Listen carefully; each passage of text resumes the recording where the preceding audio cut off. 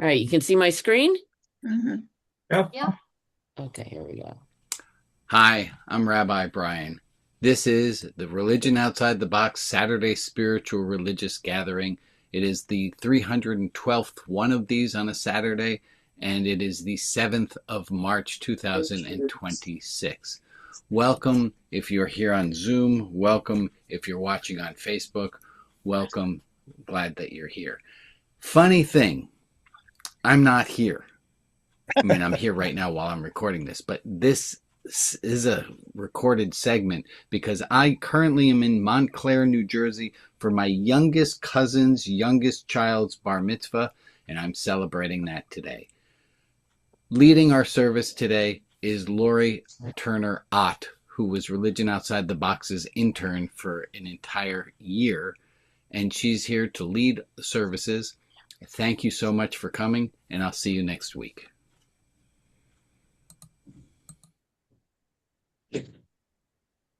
Hi, everybody. Good morning. So excited to be back with you again. Um, Rabbi took my first point was who am I and where is Rabbi? So you know all that now. And is anybody celebrating a birthday today? Pardon? No. No. Where Well, have you been, Lori? where have I been? I've been banished by Unitarian Universalism. They Whoa. they want me to stay away for a year Why? because they don't So- want me to take people away from Rabbi Brian like I would ever be able to. Oh, is that called shunning? No, I don't think so. I don't think so, but I really It's missed called you it's guys. called bullshit. Lori, just to make sure nobody's misunderstanding, you're banished from where you were an intern. You're still in with the Unitarians, right? Yes, yes, yes. Yes, yes. Yeah, sorry, I didn't mean to make it sound like I was no longer a Unitarian. I still am. And I finished my Masters of Divinity. And so I'm just Yay! yeah, I did the Greek. I did Greek the last course and it was really tough. But anyway, and I'm going to hopefully be ordained next fall, is what I'm hoping. Or this fall, not next fall. So, Yay. Alex, sorry, Alex was all ready to sing happy birthday to George, but George's birthday isn't for 2 weeks, or have I had the date wrong? So I don't know. Are we gonna sing or not, Alex? Well, George, I think deferred for 2 weeks, so Okay, I think we're gonna sing in 2 weeks. okay. So there's no other birthdays? Nope. Okay. So Okay. today I wanted to talk about the interdependent web of existence, which we were all a part, and what that means in this turmoil of life we find ourselves in.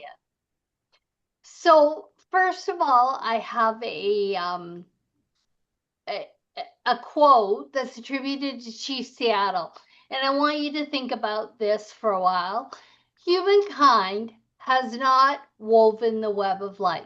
We are but one thread within it. Whatever we do to the web, we do to ourselves. All things are bound together.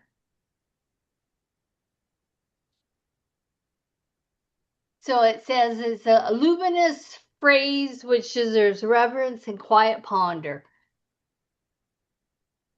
And this is not a new idea.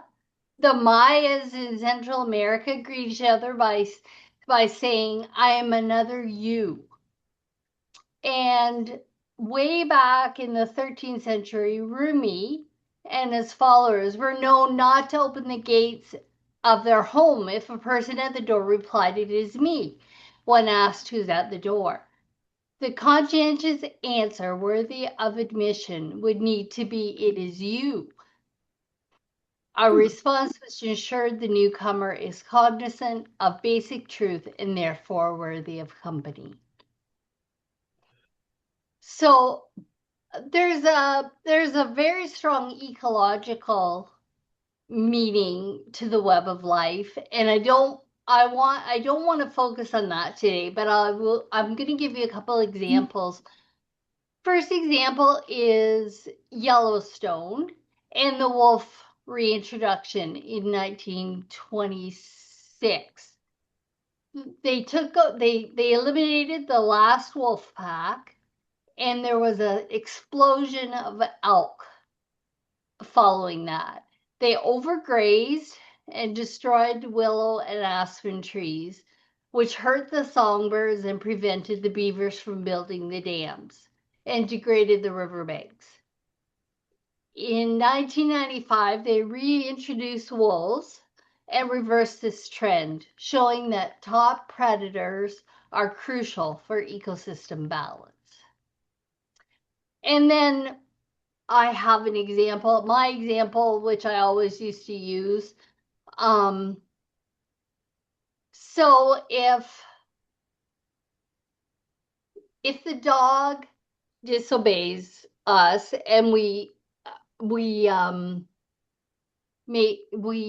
give him trouble,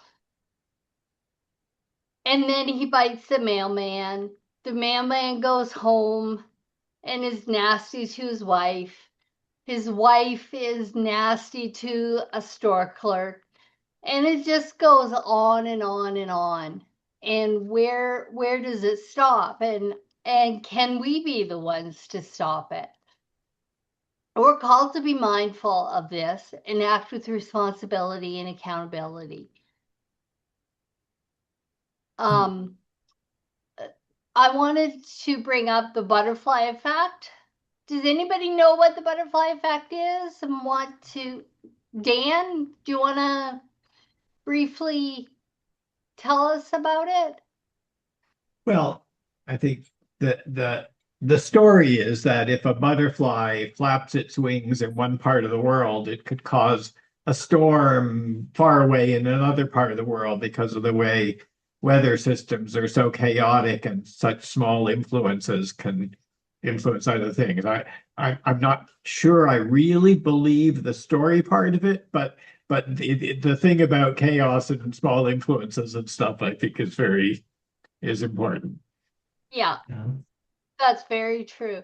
The butterfly effect is emphasizes how small, seemingly insignificant actions, a thoughtful text, a moment of kindness, can create massive long-term ripples that define the health and trajectory in a relationship. It suggests that enduring love is built through daily intentional choices rather than just fate. So small gestures matter. And there's an orange peel theory, which is taking care of little things like peeling an orange for a partner demonstrates care and builds foundational trust. And it illustrates how tiny actions create a lasting positive and cumulative effect.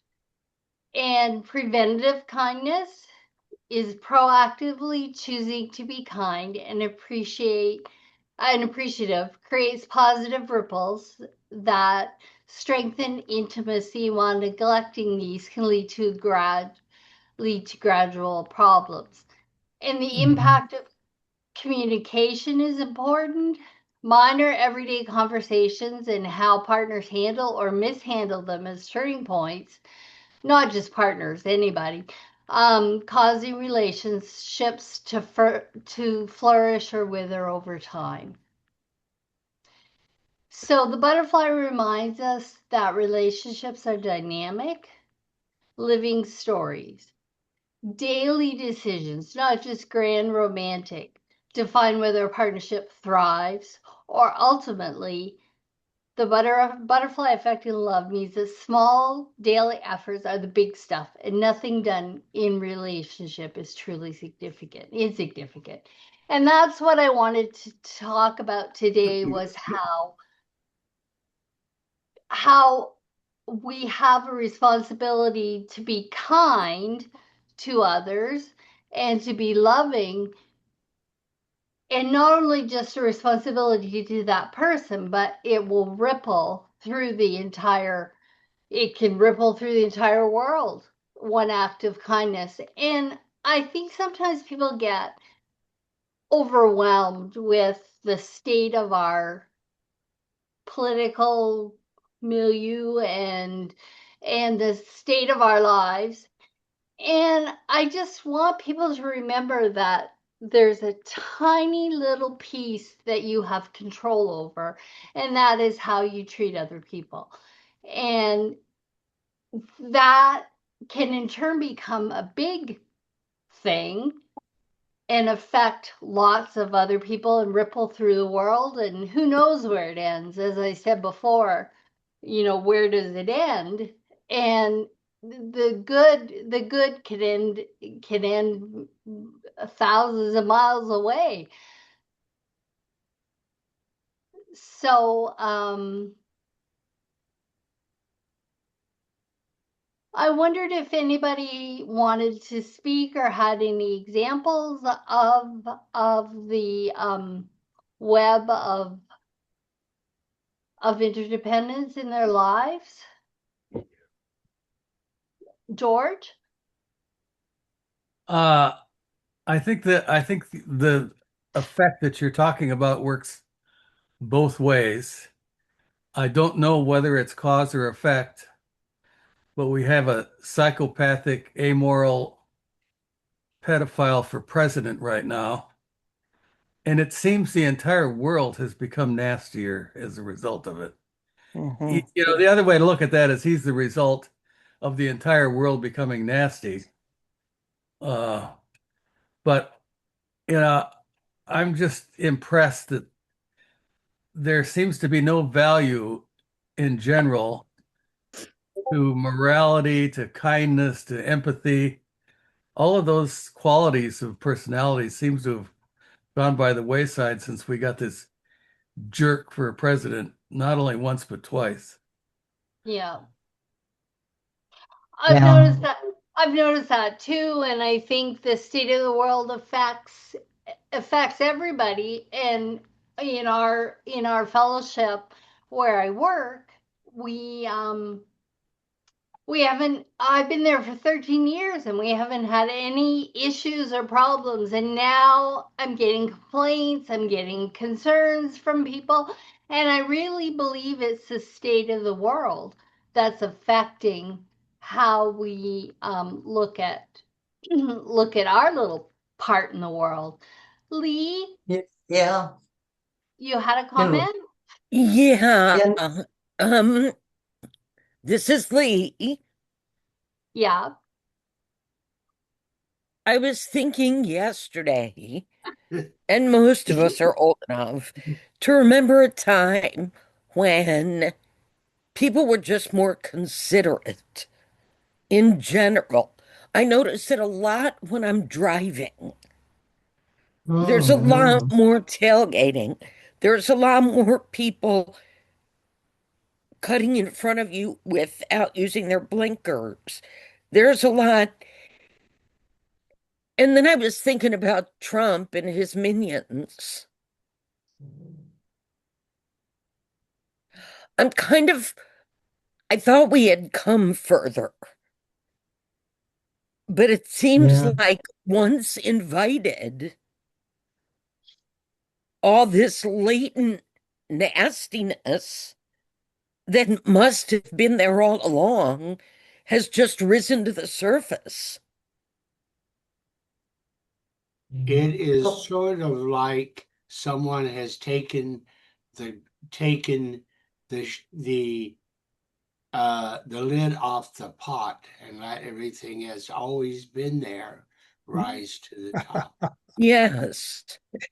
And Jack's got his hand up. Jack? Yeah, I wrote this many years ago. I have conversed with many priests of all religions, and some were honest men and some were not. Well, three things none of them could answer. If their God as well as mine is all wise, what does it matter if men are foolish? And if they can imagine and define their God as well as mine, must he not be smaller than their own imagination? Furthermore, if their God as well as mine is omnipotent, why does he need priests, rites, rituals, and ceremonies? God does his own work.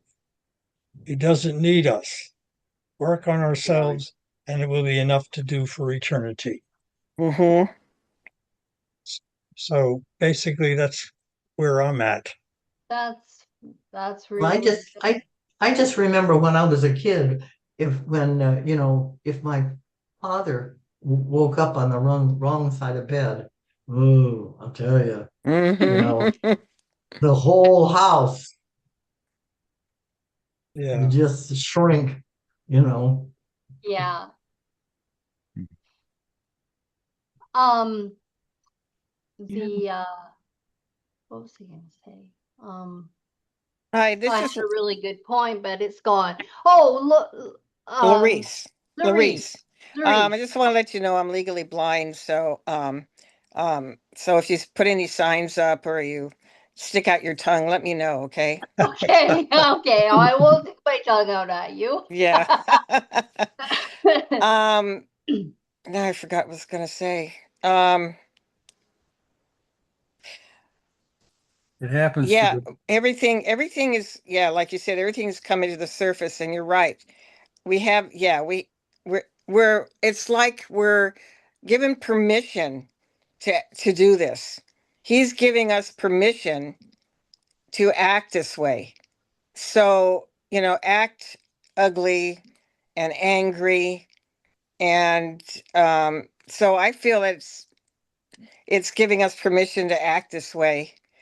And for me, I've been working very hard not to allow that energy to come in my body because um I'm not a follower, and that's what they want. They want us he wants us to be a follower and be put in a box and follow this. And I will not do that. So I working very hard to not allow that energy in. Like the other day, I was at where was I? Oh, I was at Pete's Coffee, and the guy behind me, I said, let me buy you coffee." And he looks at me like, "Oh, no, no, I can buy my own coffee." I says, it makes me feel good to get to do this. So please allow me to do something not kind. Because they feel uncomfortable, what do you want in return and blah, blah, blah. And eventually, that eventually I said, just do something nice for somebody else. And wouldn't you know that n- you put out the karma and eventually it it comes back somehow. There's, somebody, something like let's see, when I had that accident, there were people coming to help me. I mean, there's a lot of great people out there, and I try not to get into this part of the energy. And that's what they want. That's what he wants for Yeah, us to do. So it's a lot of work and it's really challenging to do. it is. I try not to listen to the news at all, and I figure if something big enough happens, I'll hear about it. But so much is bluster and ends up not being true or real that I don't want to be upset about it and take that bad energy out into the world. If you can help it, yeah, try not to Yeah. do that. But I have a roommate who tells me everything that he's a news junkie, tells me everything that happened. in the Oh, day. oh, And I keep telling him, no, I don't want to hear. I don't want to hear. But I think he feels it's his job to tell me. So, um, Yeah, they'll leave. Betsy and Wendy have their hands up. I don't know if you can okay. hear. Betsy, how you guys can help me. Okay. Hello. Can you Hi. hi, can you see Betsy. me? Let me see. Okay. Yes, the other day, okay, I work as a piano teacher after school at this school, and the other day I was just leaving my work. I got in my car and I noticed that I was one of the last people out of the building and everything. If it was quiet, there was nobody else in the parking lot or anything. And I noticed through my rearview mirror that there was a man who was on the sidewalk behind me, and he had a bunch of he was stopped to rest. He had a couple of big shopping bags and a gallon of milk and then he walked on up past me and stopped for a while and then walked for a while and while I was kind of making myself ready. I think I was eating my snack or something. And when I got started, I could see that, I didn't know how far he had to walk or anything, but he had a whole lot of stuff and everything. So I went forward and I pulled up to him and uh, said, "Would you like a ride?" And I kind of gestured there. He was a Latino guy, and he didn't have hardly any English at all. But at any rate, when he figured out what I was offering, he just lit up and he opened up the back door and put Mm, his groceries in the back nice. seat and he said, "Thank you, Mama. Thank you, Mama." Thank you, Mama. And Oh, and it turned out it was about a mile or so that he had Oh to my walk and gosh. everything. So I took him Oh, oh, right to his house and everything, and it just made me feel so good. And this was a part of town that people had warned me, be careful, don't go out after dark, and so on, and to kind of silence any voices that might have been about how somebody could be a danger to a lone woman or something, and saying, this man needs help. He looks like a family man. He's got a gallon of milk. He must have children. oh, that's awesome, And so Betsy. on. And that it elevates. I felt elevated mm-hmm. Yeah, and everything, and felt also that how is he going to be with his family, and how might he have been with his family to be totally exhausted after with no help inside or anything. yeah. That's awesome. That's a great example. Does anybody else have an example or want to Wendy, talk? Wendy did have her hand up. I don't know if Oh, she. Wendy? Can you see me now? Yes. Yeah. Okay, and you can hear me. Look at that. Yeah. Um, The wonders so of I Zoom. the wonders of technology. So I live in a townhome community, and what I discovered here is the culture can change based on the leadership of our HOA. It's the first and hopefully last time I'll ever be in an HOA. It's an interesting experience. Um, but but what I learned is we had someone who led our HOA who was very dictatorial and very rule oriented, which I'm sure he thought was appropriate, but was very cruel to people. And so what we noticed was people were cruel to each other. And when he left and another group took over, of which I'm a part, we decided to change the culture.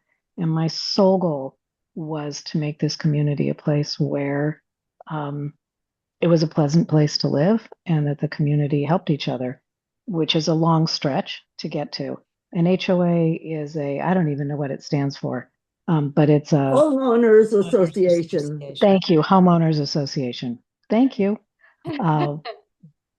And so they govern the rules of our community. And there's a board that oversees dictating what those rules are and how they're enforced. In any case, the experiment was that to make it a nicer place to live, people started to feel more included. And more importantly, as a side benefit, our home values went up. Yes. So there's a financial return Yes. for creating community and kindness. And it's a lot to go against right now, but there's value in doing it. As Lori said, it's hard, but it's worth it. Yeah. Hi, Wendy. Hi, Wendy. Hi, Louise.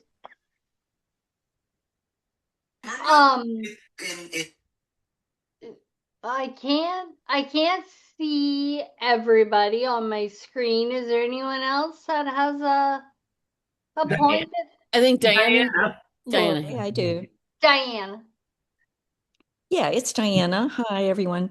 I just wanted to share a little piece of geeky science that has been really fascinating to me. There's a place called the Heart Math Institute, math like mathematics, just to signal numeric measurement. And what they have recognized is that, the heart has an electrical field, as the brain does.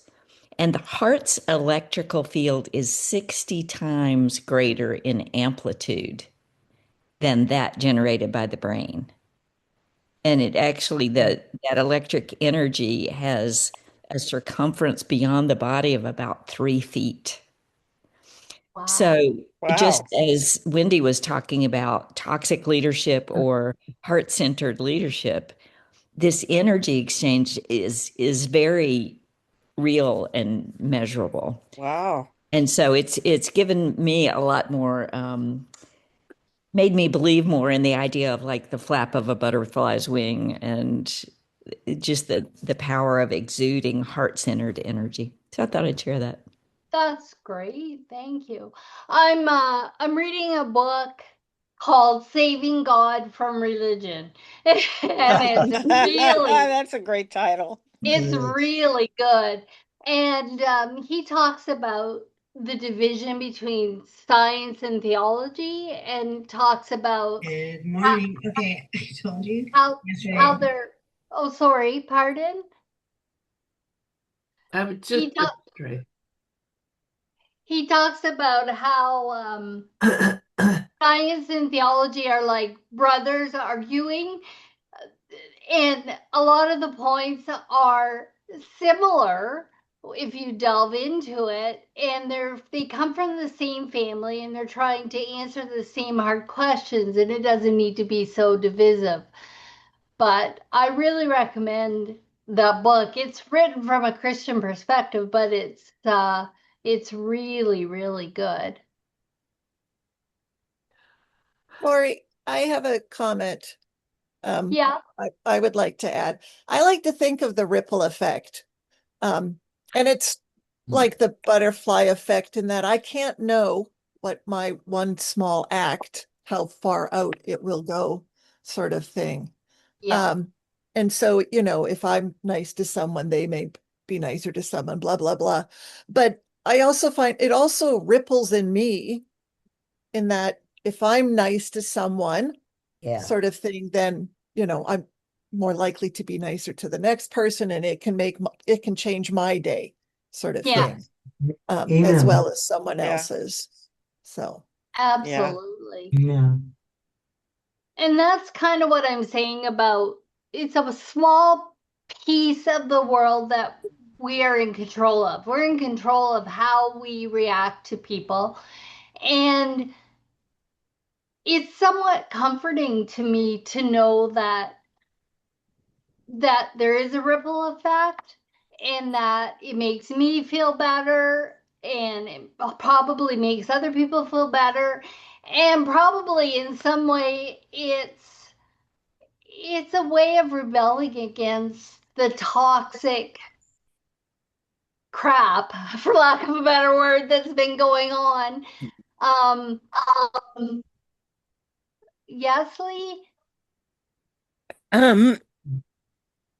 So I was thinking about the interconnectedness of all things and the greeting someone by saying,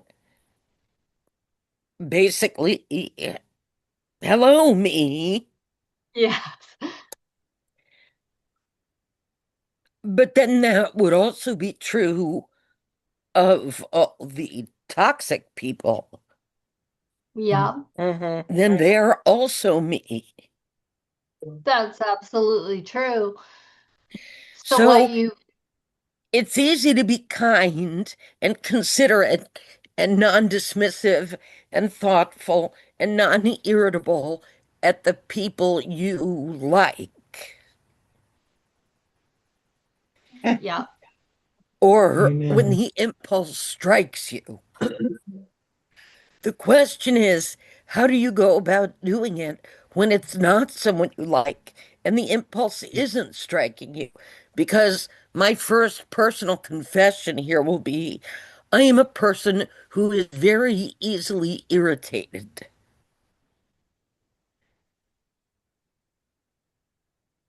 Much more by people who I don't like, but sometimes by people who I do.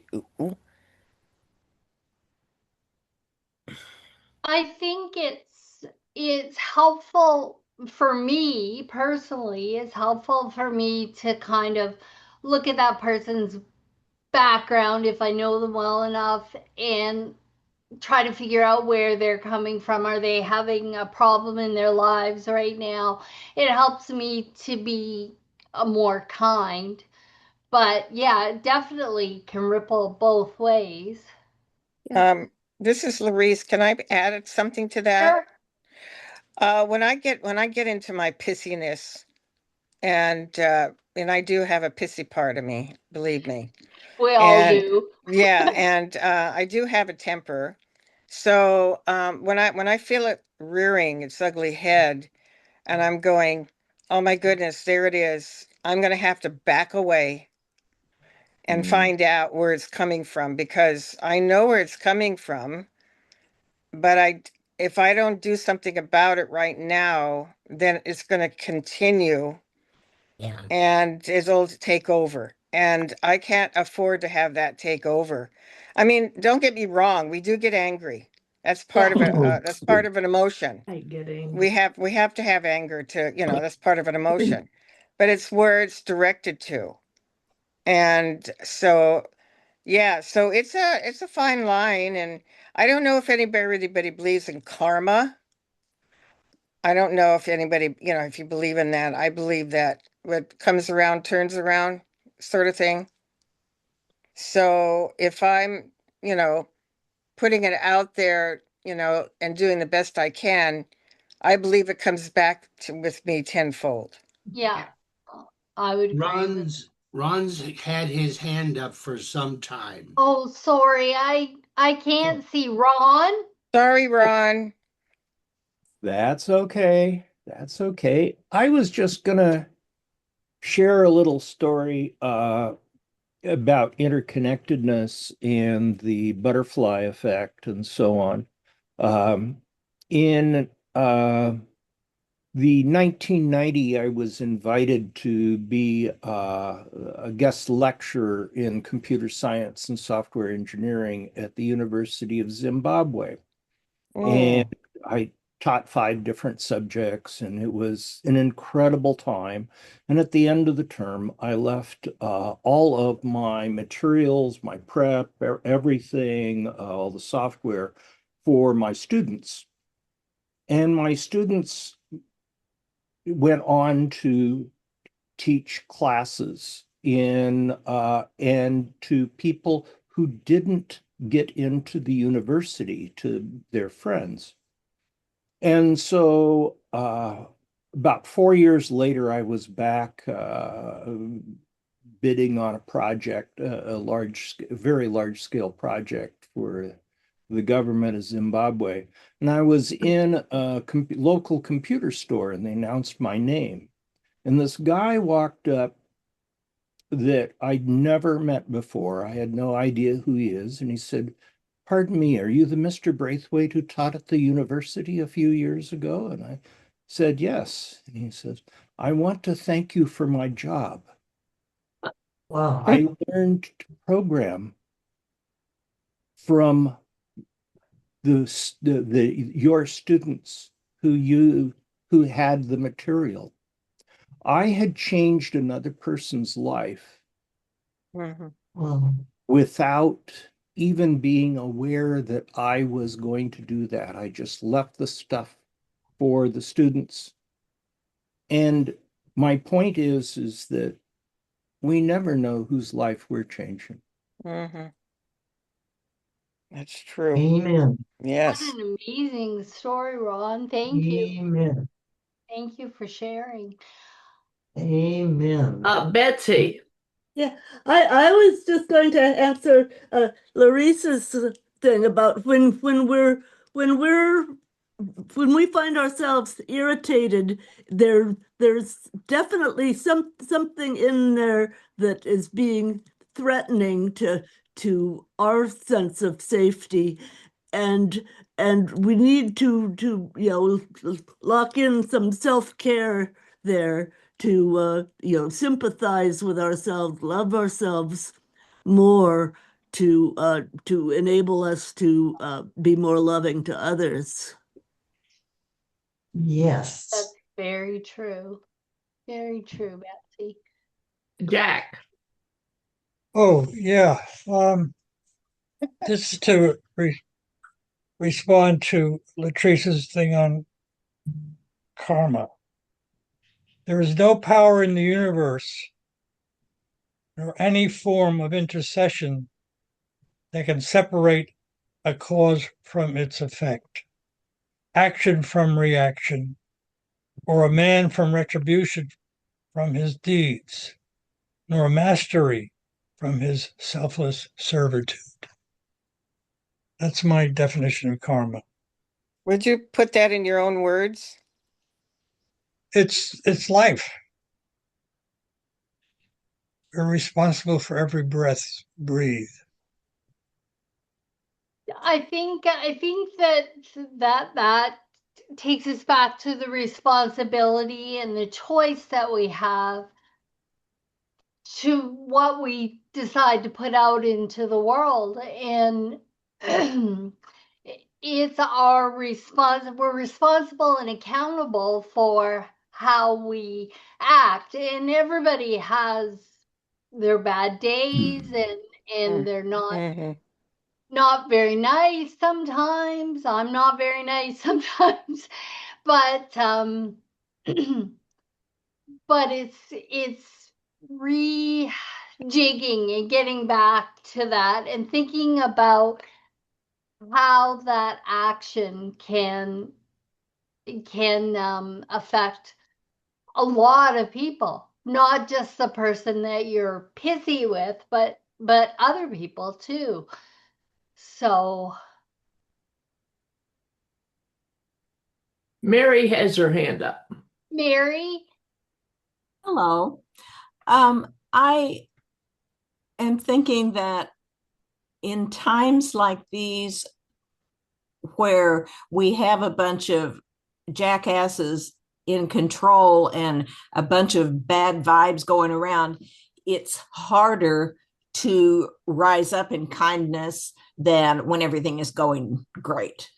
It takes more personal energy and more determination to be kind in the face of unkindness than it does if we had wonderful leaders. Just throwing that out there. And very true, very true. I had our minister from a few years ago passed away, and his previous partner, sent me a letter to tell me that he had died. And at the end of the letter, she felt the need to apologize to Canadians for the American policies. And she wrote me this beautiful letter saying how sorry she was. And that's got to really weigh on people and affect people. Yeah. Yeah. And even during the Olympics, I thought the same thing. I thought how hard it must be. And I can't remember what sport, but he commented on the fact that he wasn't very happy with what was going on in the government, and he got some pretty negative negative response on that. So it must be hard at a time when you're having national glory and national thought, and when you're not that proud of what your government is doing. So I wanted to, is there any other comments? I wanted to go into small groups with a question, if I can find it. I don't have all the little notes that Rabbi Brian has. He seems he's better. I feel like I'm more organized, but I'm more messed up. So we've been talking a little bit about it, but how does the web of life define our ethical responsibility such that we can find meaning in a sometimes chaotic world?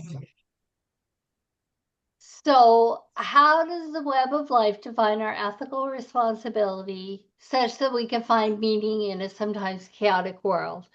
So Alice, can you put people into small groups? Yeah, yes, I can. And the rooms are now open. And then when you come back, maybe one person from the groups can tell us a little bit about what you talked about.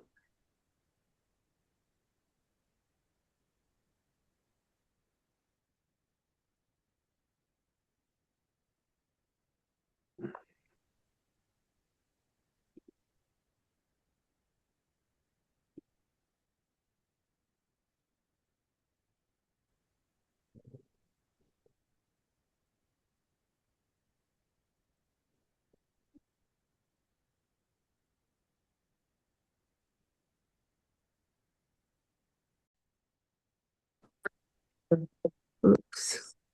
Oops. Oh, I have no choice. Okay.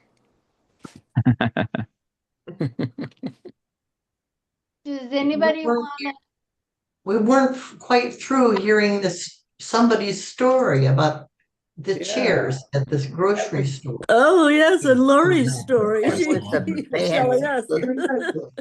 Actually, what I was saying is that when I go to the grocery store, that I like to do what I can to add a little humor.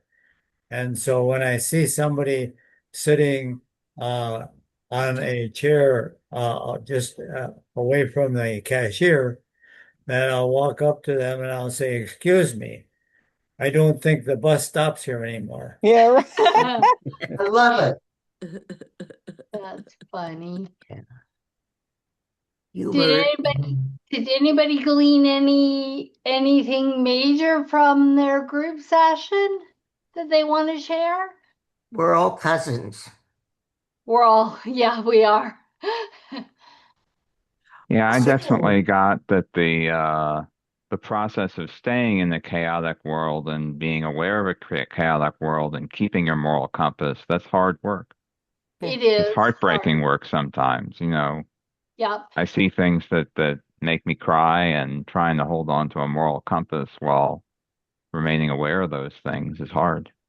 And as someone said before, it's really difficult to love someone that you don't like. And that, I think, is the crux of it, is to care for people that you wouldn't necessarily jive with. It's easy to be kind to people you love, but it's a lot lot less easy to be kind to people who you wouldn't choose as friends. A wise man once said, "It's easy to love, it's more difficult to like." Yeah, that's true. That's true. That's true. Maria, do you want to do the prayer? I will. These are the people to whom we are sending light and love.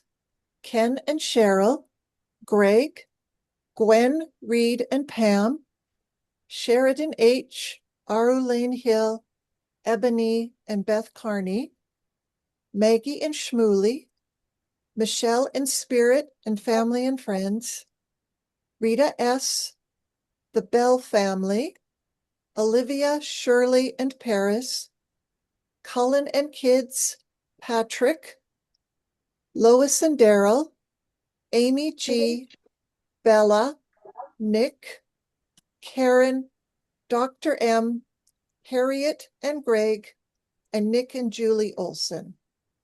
If there is another person in our community to whom we can offer light and love, please put their name in the chat, and I will add them to the list on Facebook. And for the people who aren't named, but who are in our thoughts, we send them light and love as well. Thank you, Maria. We'll take a minute to think about those people.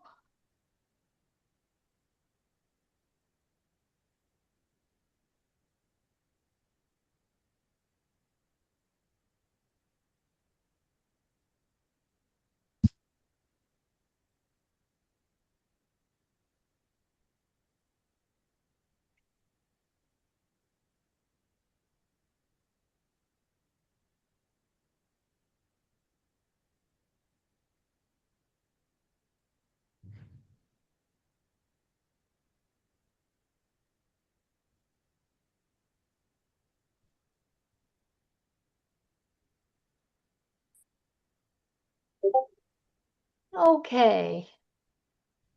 So I think what are the groups today, Alex? I wanted to check. It occurred to me, was it Greg's birthday today? George. No. George. No, okay. All right. I thought we cleared, but Greg came in later, and I was thinking George, but we've already. I thought it was George, but then the thought popped up that it might be Greg. Anyway, sorry. We have a deep dive this morning, which will continue the conversation in a deeper way amongst yourselves. We have a poetry room. We have Maria's Welcome Center for any new people who would like to stay for the second hour. What we have is basically just open discussion. Did you want a clergy discussion room, Lori, or are you planning on just?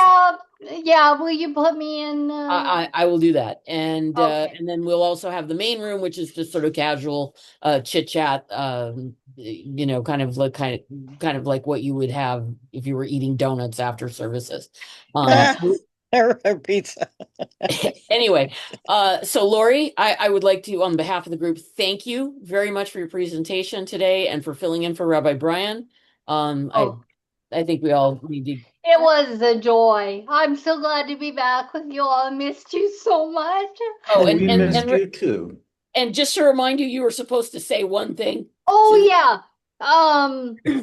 What is it I'm supposed to say? I can't remember. It's okay not to be okay. It's okay not to be okay. Yes. Yes. Okay, so with that, I'm going to go and conclude the recording. And